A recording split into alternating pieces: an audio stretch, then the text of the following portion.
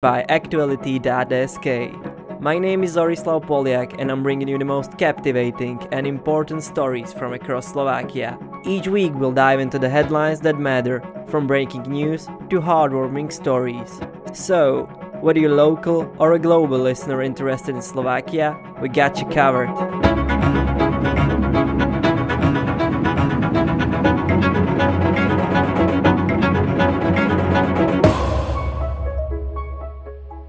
It is September 6th and you are listening to the Slovak Snapshots podcast. Robert Fico won the elections for the fourth time.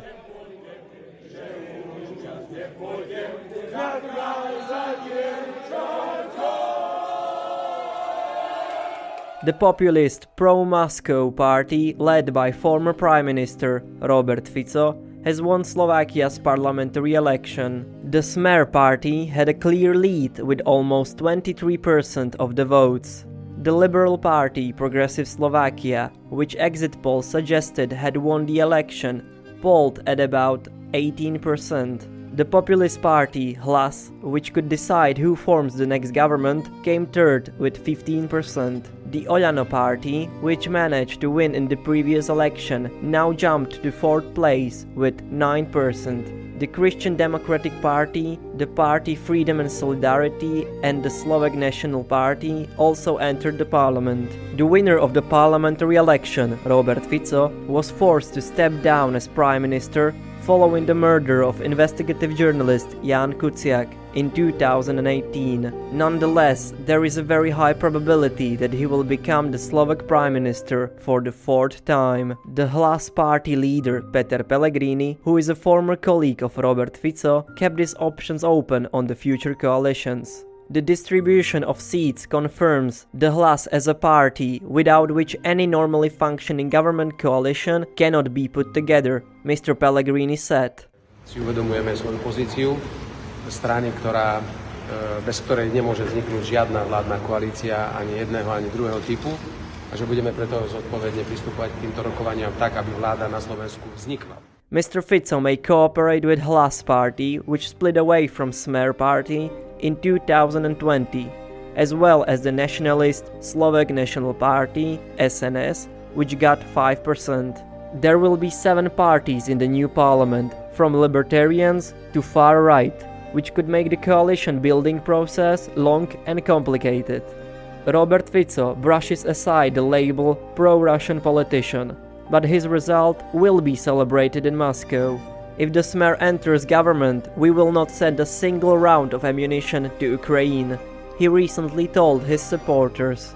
The threat has led to concerns among European Union and NATO members, while gaining support on social media among Slovaks who traditionally have a warm sentiments towards Moscow. Slovakia has been so far a loyal ally to Kiev, supplying a surface-to-air missiles and helicopters, and even donating its entire fleet of retired MiG-29 fighter jets. Robert Fico was congratulated by Hungary's far-right Prime Minister Viktor Orbán. "Guess who's back?" he said in a post in English, adding that it was always good to work with a patriot. Like his Hungarian supporter Robert Fico, who has said the Ukraine war was started by Ukrainian Nazis and fascists, insists the only way to stop it is through peace talks. Slovakia's president Zuzana Čaputová has given a muted reaction to Robert Fico's victory.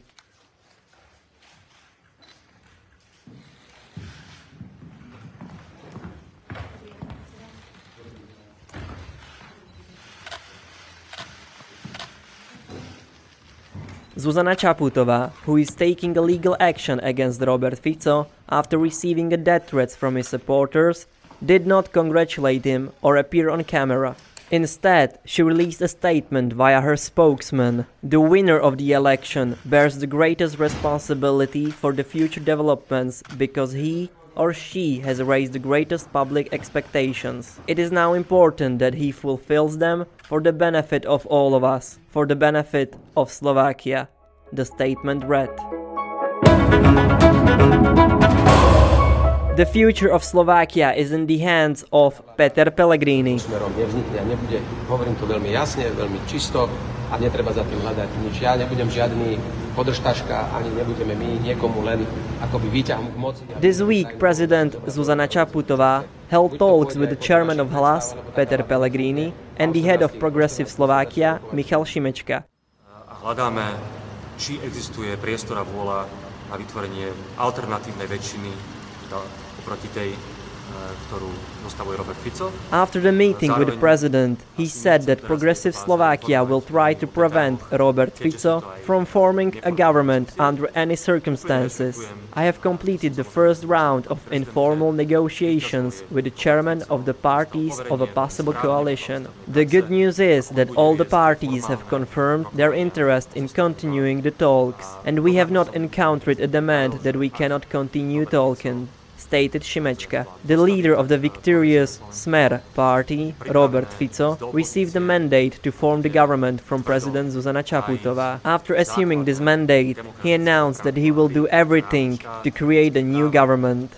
The Slovak parliament is seated by 150 members of the parliament. To have a functioning government, one needs to have a minimum of 76 members of the parliament. Even though Robert Fico won the election, the true winner is Peter Pellegrini. In a proportional system, the winner of the parliamentary election is not the one who gets the most votes. The true winner is the one without whom the government cannot exist. In this sense, Peter Pellegrini won Saturday's election because his party needs to be in every single coalition that may have worked out.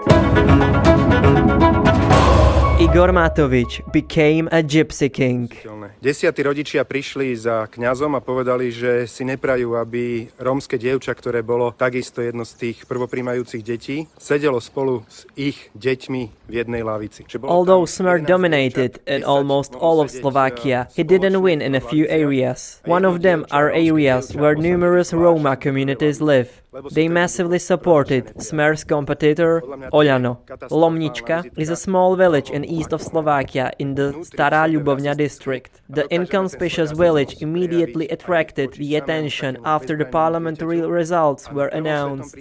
According to the Atlas of Roma Communities, 100% of Roma live in the Lomnička village. The Oľano and Friends coalition recorded a phenomenal success over there. 92% of the participating voters who voted for them. Various speculations and unconfirmed allegations of electoral corruption have surfaced in connection with the huge success of ordinary people in Roma villages. The General Prosecutor's Office and the National Criminal Agency have also started to take action in this matter. One of the reasons for the movement's success may be the slogan that reached marginalized communities. The Oľano member of the parliament and representative of the platform, the Počúvate Roma movement, Peter Polák Jr., has several photos on his Facebook profile, on the background of which is a poster with the movement's slogan, 500 euros for election.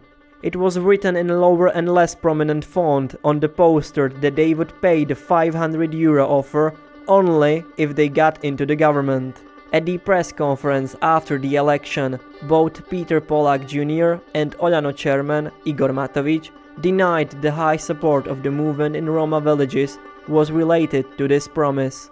Member of the parliament Peter Polák admitted that together with his father, member of the European Parliament Peter Polák Sr., they also provide a significant part of their salaries to individuals in a difficult life situations. The movement also refused accusations of electoral corruption by the fact that the Roma elected up to 4 Oľano deputies to the parliament, who were part of Počúvate Roma movement. Peter Polák from the 18th place, Lukáš Buža from the 58th place, William Tanko from the 54th place, and Anežka Škopová from the 131st place. If it were corruption, according to Igor Matovič, the Roma would not vote for the people from 131st place of the candidate list.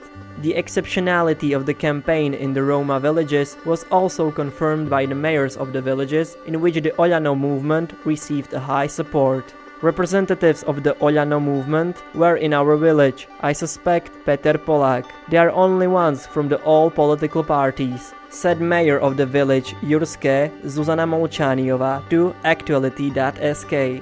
The fact that Oľano movement campaign in their village was also confirmed by the mayors of Rankovce and Kečerovce, where citizens overwhelmingly voted for Igor Matović's movement. Specifically, he won 77 and 87% of the votes. Even the mayor of Rankovce does not think that the promise of €500 election reward was for supporting the movement. I haven't been there very much, but I don't think so. I can say that they are very afraid of fascists. You know how Milan Mazurek talks about the order, and as Smer ganged up with the Republic Party. That's probably why they chose Igor Matović. He added for Actuality.sk. Never boring Slovakia.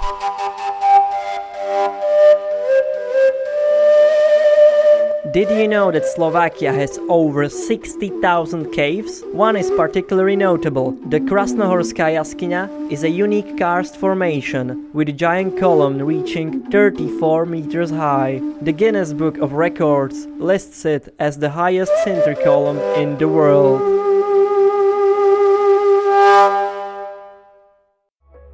And there you have it, another the Slovak Snapshots podcast in the books. We hope you enjoyed this weekly adventure through the newscape of Slovakia. Remember, knowledge is power, so go ahead and impress your friends at the next gathering with your newfound facts. But hey, don't take yourself too seriously. Life's too short not to enjoy a good laugh. We'll be back next week with more stories that will keep you informed and entertained. Until then, stay curious, stay informed, and keep sharing those lovely smiles.